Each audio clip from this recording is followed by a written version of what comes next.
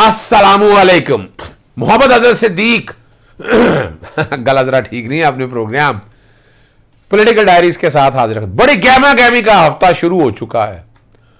फवाद चौधरी वाले केस में मैं रात के प्रोग्राम में और दिन में काफ़ी तफसीलात बता चुका हूँ।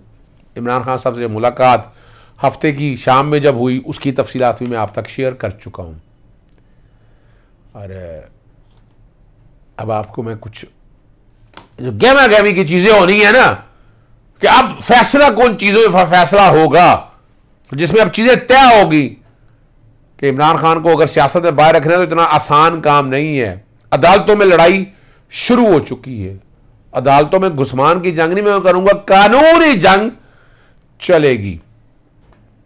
सबसे पहला जो अहम केस है वो फवाद चौधरी के हवाले से चले मैं आपके सामने रख देता हूं। उनके अगेंस्ट को FIR पर्चे दर्ज होना, अपना FIA की तरफ से या बाकी लोगों की तरफ से, वो सारी तफसीलात के लिए मैंने लाहौर हाई कोर्ट रुजू कर लिया है। नबील शहजाद की तरफ से दायर किया, जिसकी तरफ से पहले हमने आपसे बेजा की दरख्वास्त दायर की थी। जितने भी FIR हैं पूरे पाकिस्तान के अंदर तमाम IGs को, जो कि पंजाब कस्टोडियन है ना, तो उन तमाम वो लेके आए हैं FIRs। और FIA ने कोई पर्चा दिया है वो तफसीलात लेकर आए, साइबर क्राइम ने कोई पर्चा दिया है वो लेकर आए।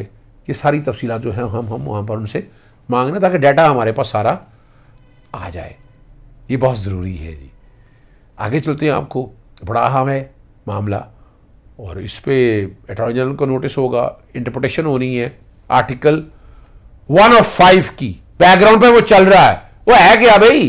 वो भाई इंतखाब कराने हैं आपने। गवर्नर साहब नाम का गवर्नर है, कॉन्स्टिट्यूशन पोस्ट है, पता नहीं कोई आना ही ना आता है ना जाता है। ऐसे लोगों को गवर्नर लगाने से पहले 1000 दफा सोचना चाहिए। बहुत बड़ा ऑफिस है, कॉन्स्टिट्यूशनल ऑफिस है, यहां कोई इंटरव्यू होना चाहिए, मेरिट होना चाहिए, फिर लगाना चाहिए गवर्नर। ऐसा गवर्नर जिसको पता ही कुछ ना हो, जो शेड्यूल ना जारी करने के पर और गवर्नर को हटाने के लिए ये दरखास्त दायर की। गवर्नर है, इलेक्शन कमीशन है, चीफ इलेक्शन कमीशन है और साथ ही प्रेसिडेंट ऑफ पाकिस्तान को भी फरीक बनाया गया है।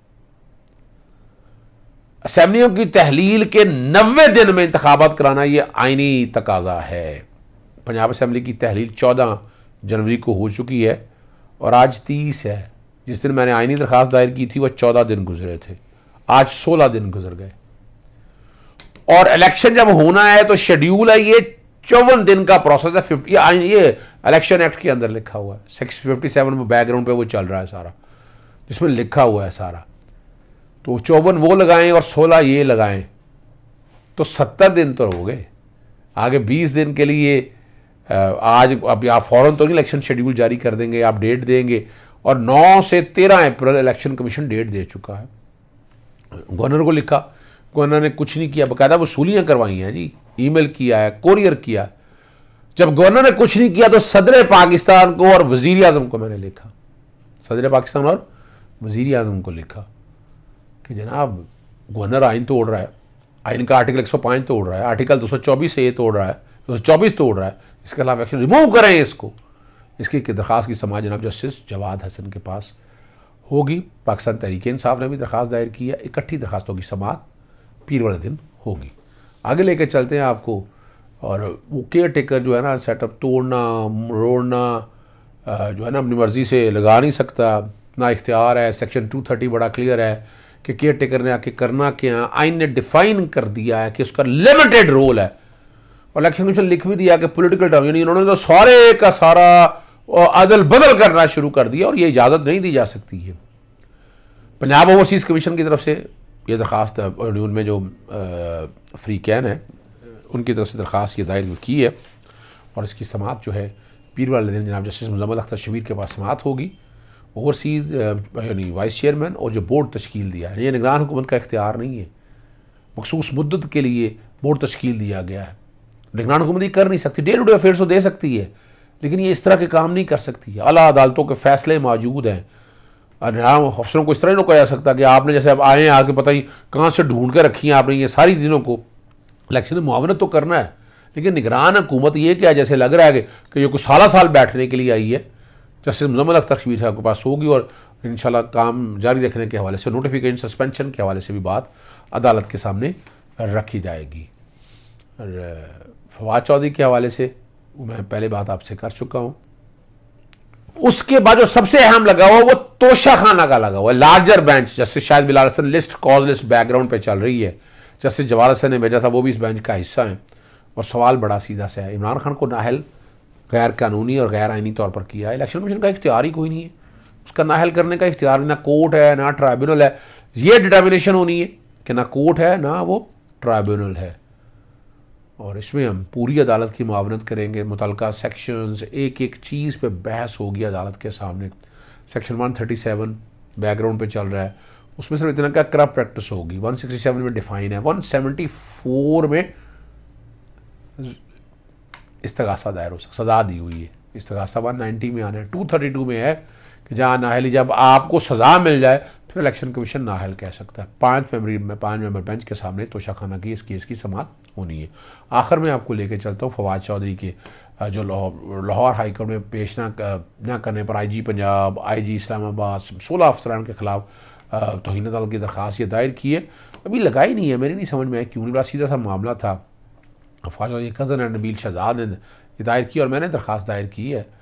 और यह ना ये आइन के आर्टिकल 204 तो और section 3 contempt of court ordinance की तौहीन की है। अदालत ने 3 दफ़ा बुलाया था, नहीं आए। तो इसकी गुजारिश तो करेंगे, अगर आज आ जाए सामने तो बात हो सकेगी इस हवाले से, लेकिन लगाई नहीं है उन्होंने। पूरा लाहौर में घुमाए फिरते रहे, अदालती अहकाम नज़रअंदाज किए, मोटरवे इस्लामाबाद, अभी वो सारी चीज़ें जो है ना वो अब रिकॉर्ड के ऊपर सबूत सारे वो लगा चुके हैं। लाल हवेली खाली करवाने का मामला बड़ा सख्त मामला हो चुका है। शेख रशीद की हुक्म इक़्तिनाई की दरख्वास्त पर फैसला सुना दिया। रावलपिंडी सिविल जज नदवीद अख्तर ने हुक्म इक़्तिनाई की दरख्वास्त जो है ना वो खारिज कर दी है और फैसले में कहा कि अदालत किसी धारा को कानून के मुताबिक कार्रवाई से नहीं रोक सकती। ये मुकदमा 15 फरवरी को समाअत के लिए मुकर्रर है। फ्रीकैन जो है ना तारीख पर पेश हो।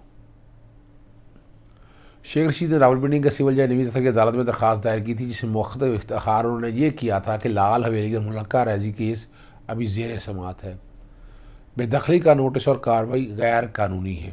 इस्तदा की गई थी कि मतरूका वक्फ अमलाक जो है ना कि गैर कानूनी कार्रवाई के खिलाफ हुक्म इम्तना दिया जाए। फैसला महफूज किया था अदालत ने, वो सुना दी है। दूसरी जानब जो है डिप्टी एडमिनिस्ट्रेटर ऑफ इमलाक जो है उन्होंने कहा कि मतरूका वक्फ अमलाक लाल हवेली को सील करने जा रही है। लाल हवेली समेत 7 अराजी यूनिट्स मतरूका वक्फ अमलाक की मलकियत है और लाल हवेली का कब्ज़ा जो है वह गुजार करने के लिए FI और पुलिस की मदद तलब कर ली गई है। और शेख रशीद उसके भाई लाल हवेली से मुतल्लिक़ कोई दस्तावेज़ात पेश नहीं कर सके हैं।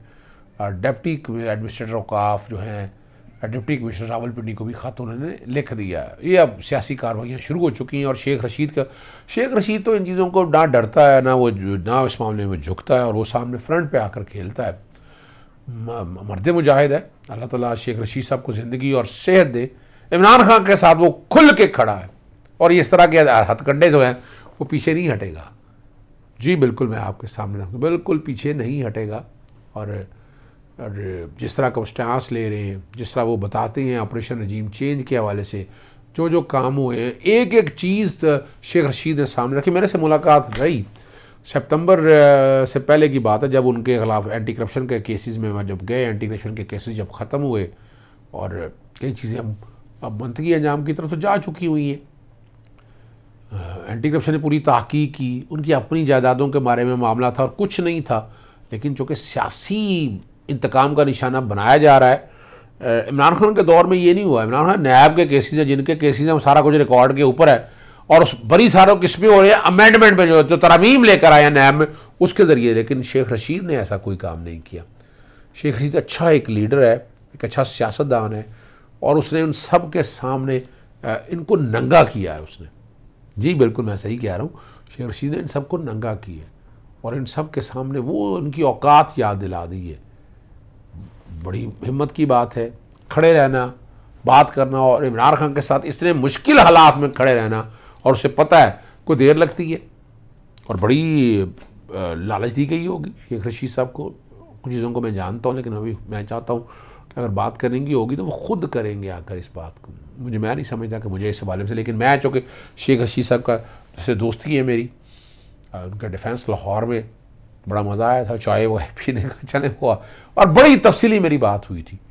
और वो कह रहे हैं जी मैं जो मर्जी हो जाए, मैं इमरान खान के साथ खड़ा हूँ और आखिरी सांस तक मैं इनके साथ खड़ा रहूँगा, मैं लड़ूंगा। और अब फैसले जो है आप और हमने करने हैं, और वो मैं समझता हूँ कानूनी जंग चल रही है और लड़ाई अब जो है सड़कों पे ज़्यादा होनी है। तो 3 बड़े शहर ब्लॉक कर लें और उसके बाद रिज़ल्ट देखिएगा, आपको ऐसे ज़बरदस्त रिज़ल्ट मिलेंगे, आपको वहमो गुमान में नहीं होगा। आपको कोशिश करनी है बेहतरी की तरफ, और जब आप बेहतरी की तरफ चले जाएंगे तो रास्ते खुले मिलेंगे। इजाज़त चाहता हूँ। अस्सलाम वालेकुम, अल्लाह हाफ़िज़। पाकिस्तान जिंदाबाद।